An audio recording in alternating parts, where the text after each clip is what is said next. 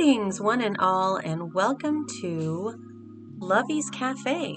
This is my version of my very own Valentine Shell Challenge, which I launched not too long ago, and submissions for this will be due on February 7th. Looking forward to seeing if any of you participated, and if you did, what you did with this Valentine or anti-Valentine challenge. So you could make this a very happy, lovey environment, which is how I went, or you can make it a very dark, I hate Valentine's Day environment. And either way, I am cool with that. If you haven't seen this challenge up on Twitter, you may be wondering what the rules are. I don't know, maybe you're not wondering, but it's okay. I'll let you know either way. The rules for this challenge are basically that you cannot move any of the exterior walls or change their height. You can, and maybe I should have stipulated this a week ago, you can turn those exterior walls into fenced-in porches and such if you would like. I did. So that is totally admissible as long as you're not actually moving or changing the shape of the rooms. There are interior walls, which I would love if people didn't change them and try to make it work. But if you do change the interior walls, that is perfectly fine. So I did not change any of the interior walls. I wanted to challenge myself and see what I could do with it. So yeah, so I did. You'll see what I'm doing right now. And I apologize in advance for the really wonky walkthrough later on. I started filming the tour just after this recent patch, the update, and some things were not working as they usually are. So I am so sorry for that. So you can see that I'm already trying to create this very kind of romantic-y, that's not a word, so sorry. Okay, very romantic kind of atmosphere, and I started to go very cliche with the colors, the pinks and the reds, which, I don't know, maybe you think that's nauseating, but it's fine. This is my design. So I thought I'd just have fun with it, and I didn't want to go overboard with trying to make it too perfect or too Victorian or anything like that. So I tried to change things up with how I did the roof, and you can see I did a little bit of shifting around, and I did cut quite a bit of my messing around with the roof and different textures and styles. But I decided to go ahead and make use of the area in the back. You'll see in a second, there's like a really weird spot in the back where it's just barely connected to the main building.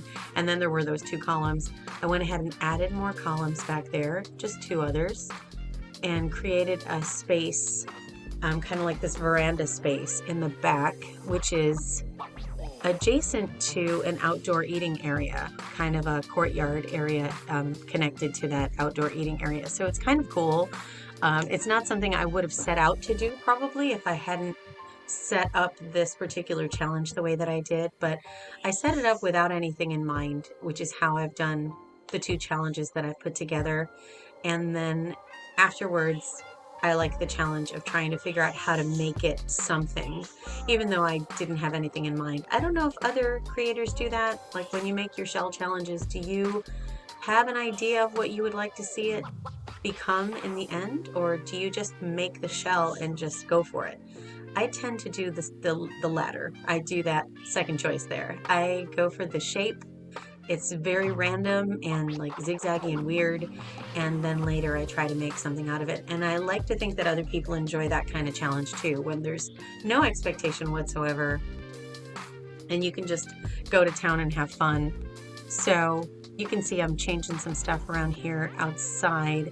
I do love to work on the exterior and the landscaping ahead of time. So there's that. That's usually where I head.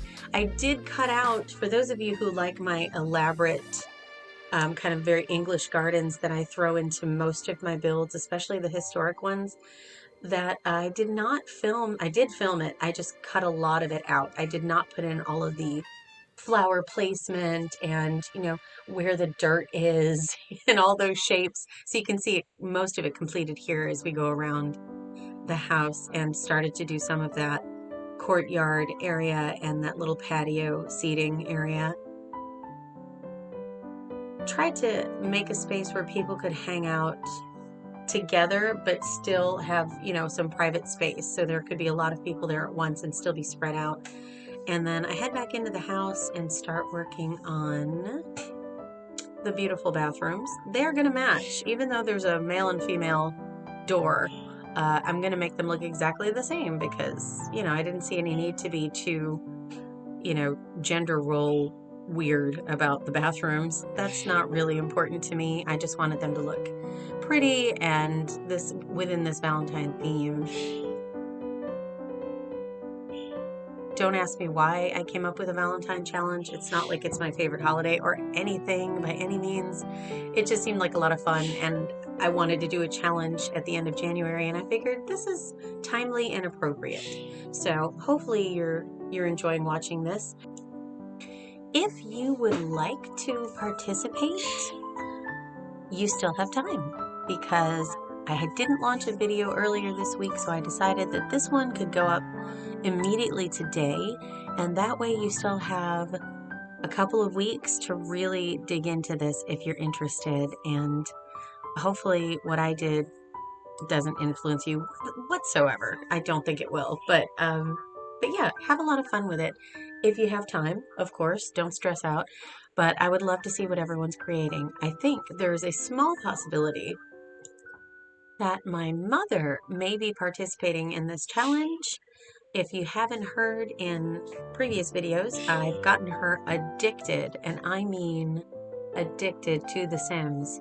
She sleeps, eats, and breathes Sims now, and she is becoming quite a builder. She's just started building a few short weeks ago, and it seems like every day she's got a new build. So listen to this. I have an idea. I'm thinking, if there's time, because I have so many different series that I would like to keep working on, but I'm considering doing a touring my mother's builds series. I don't know how long it would be or any of that, don't have any details, but I have filmed the first one, and I'm playing with it. I'm seeing if that's something that people would be interested in. I don't see anyone else doing anything like that, and it is just a build tour, but it's, you know, my mother's builds. So if that's something you think would be fun and you've gotten this far into the video, let me know in the comments what you think about that idea, and if you would watch me tour my mother's builds. I'm not going to critique or say anything nasty. I'm just going to do tours and see how her building style is different from mine and what is interesting to her. We are very different in where we like to play. She's very much a Sulani girl. She loves playing with the characters in Glimmerbrook and has a lot of spellcasters. I, on the other hand, am not. Very much Victorian, historic, vintage, kind of more straight gameplay, and, you know, my Alice in Wonderland influence and stuff like that. Just I'm very specific in some of the ways that I play. And even with just my normal characters, I'm very specific, and I don't spend a lot of time in those places. I tend to spend a lot of time in Windenburg. That's probably my favorite. I definitely now spend a lot of time in Snowy Escape in Mount Komorebi.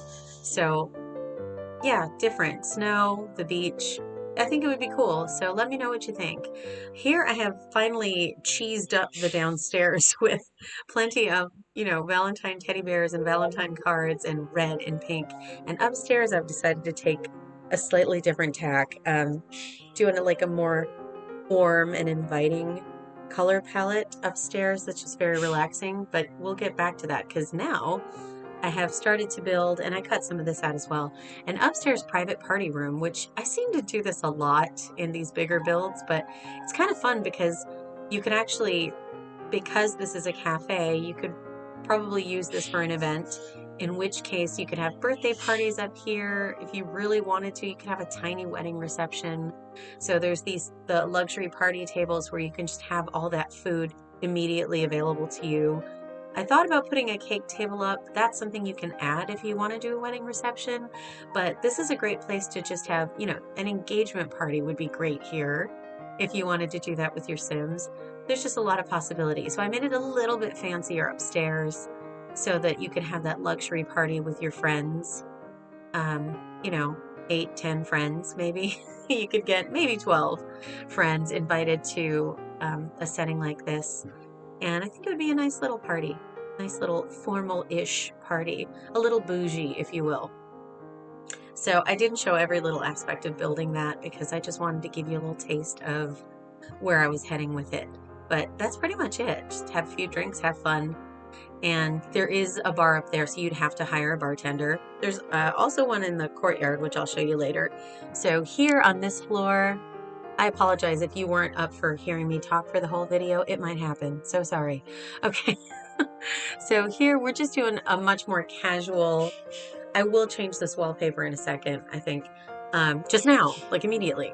Okay. So it is still kind of formal, but no, that doesn't go there, honey. Okay. Okay, just forget about that. Okay.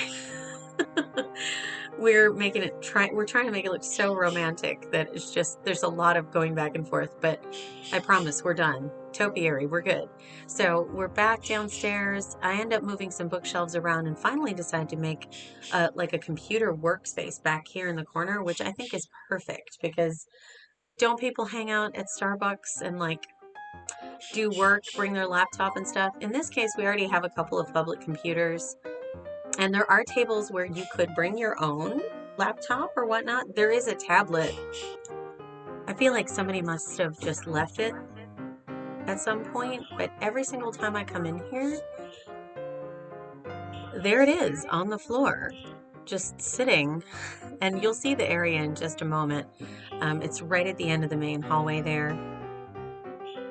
So I love that room that's got all the little tables in there. It's just so comforting and just the warm wallpaper color and everything. I just really enjoy that room quite a bit. I would hang out in there if this was a real place or if I was a sim. I know that sounds bizarre. I'm sure others of you have thought of that. Am I right? So yeah, so I played around a little bit with some items that I don't normally use, including these like shadow box things that have the mirror in the back and like the lilies or whatever. It's really strange, but I've never used them, and I thought, gosh, they really fit in well here. And then I toss in my little lamps to create that kind of antique feel in the room. But the lighting is so warm and it's just so welcoming in there. That would be the room I would hang out in. And maybe the room further down the hall would be a possibility.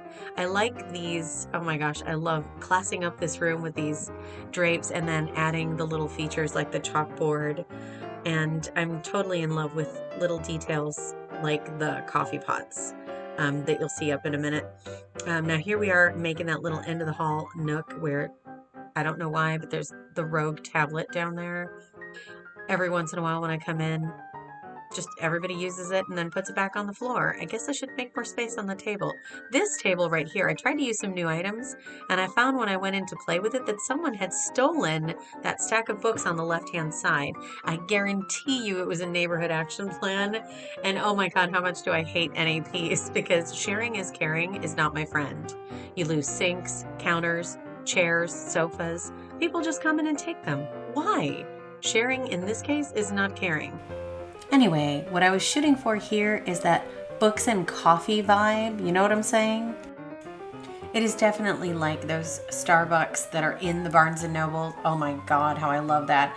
Even though Starbucks is not my favorite kind of coffee, when you're in there and you smell the books and the coffee and the smells mix, that is the exact vibe that I was going for when I was working on this cafe. So finally we're in this room where I wanted to make one more seating area with like the slightly more fancy sofas, and it's just an area where you can just really read in peace, even though it's at the top of the stairs, which I didn't think about previously. But this is a very nice little area that has that ambiance of, you know, it's a classy establishment, and you could definitely have some meetings in here with friends if you had like a club or something. A book club would be perfect for this little nook. And I put in some kind of upscale decorations, and I also decided when I was working on the wall hangings, the pictures and things, to go ahead and add a detail like those framed magazines that you see. My idea was that they were showcasing the founders of this establishment and they maybe had made a huge national chain out of it. Who knows? There's my little cute pink Tiffany lamp I love. And I had a little bit of a hard time picking out rugs for this place, and some of the rooms don't have any for just that reason because they just nothing flowed correctly. So this room does end up with a rug. It is one of my favorites that I use all the time in every swatch. I love that rug. And finally, you get to see this cute little room. It's a break room, and I know it will almost never be used as intended, but I just had to make it. It's got the cute little fridge and a TV. You could go in there and kick back and, have a salad, watch a show or whatever between shifts for all the baristas that come in. And again, I know that'll never happen and strangers will just come in and watch television, but it's nice for me. I also used one of the signs from Snowy Escape that is on the door there. Oh, they're those coffee pots that I love. I put them here. I also put them downstairs, just a few downstairs. I think they're such a cute detail. But I put one of those Snowy Escape signs that tells you not to wear shoes, to remove your shoes before you come into the establishment. So for the first little bit, people were taking their shoes off downstairs, and it's a powerful little sign. So I realized after a couple seconds, oh, it's the sign. I have to go up and disable it because it's supposed to look like an employees only sign. There are my chalkboards and coffee pots coming in. Oh, fire extinguisher too. Um, so yeah, I had to go disable the sign so that people would continue wearing their shoes into the cafe. And here are the magazines. So I wanted it to really look like those founders had been showcased, and there they were. So we're wrapping up the build. I can't believe it. It's over already. Hi, Mortimer. So we're moving a little bit slowly and we're a little bit high, but I'm going to let you enjoy the slightly wonky tour of this building. I hope you enjoy it. I hope you enjoy Lovey's Cafe. And I really hope that you are all doing wonderfully and that you are very happy, safe, and healthy, and that you have a beautiful day.